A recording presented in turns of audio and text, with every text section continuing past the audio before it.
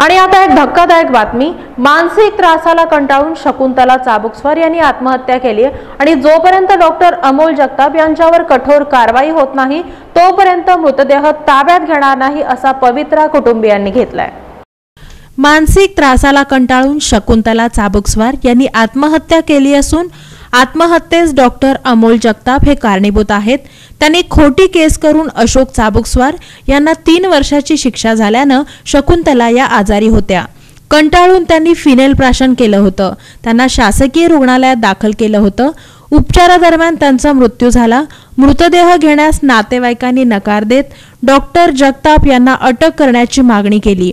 Doctor Amol Jagtap राहणार तो त्या दवाखान्यात कुमटा नाका आहे आणि त्याच्या मला कोर्टात सजा देऊन 3 वर्ष सजा केली त्यांनी आणि ते टेन्शनने माझी पत्नी आत्महत्या करून घेतली आणि मुलगी पण दौंडला दिली होती। 1 वर्षाकडे लग्न झालं होतं।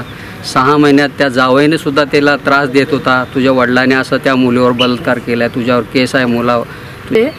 आणि माझ्या आईने मला सारखं म्हणायची की त्याला जामीन मिळालेला आहे। मला आता ना इच्छा पण नाही आहे। माझ्या मुलीला त्यांनी मारून टाकलेलं आहे आणि जोपर्यंत तिला न्याय मिळणार नाही तोपर्यंत मला समाधान मिळणार नाही आहे।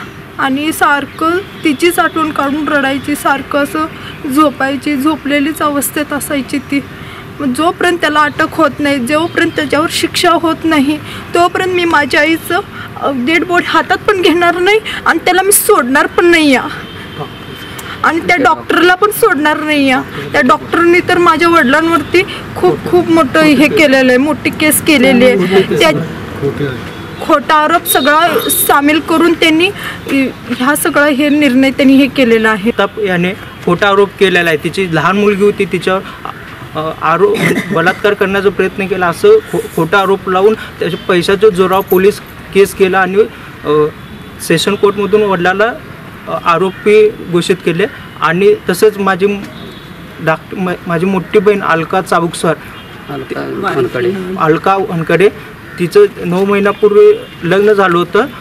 1 वर्षाखाली लग्न झालं होतं आणि लग्न झाल्याच्या नंतर 6 महिन्यानंतर लगेच तिने आत्महत्या करून घेतलं, कारण की तिच्या नवऱ्याने तिला खूप छळ करत होता अजून तिच्यामुळे आणि तिला वडिलाचं टेन्शन असल्यामुळे ना ती आत्महत्या केली। आणि त्याच ह्याच्यामुळे माझी आई पण परवा दिवशी फिनाईल घेऊन आज आत्महत्या करण्याचा प्रयत्न केला आणि आज तिचा मृत्यू झालेला आहे। मयत शकुंतला चाबुकस्वार यांच्या आत्महत्येस कारणीभूत असणाऱ्या डॉक्टरांवर कारवाई करण्याची मागणी केली आहे।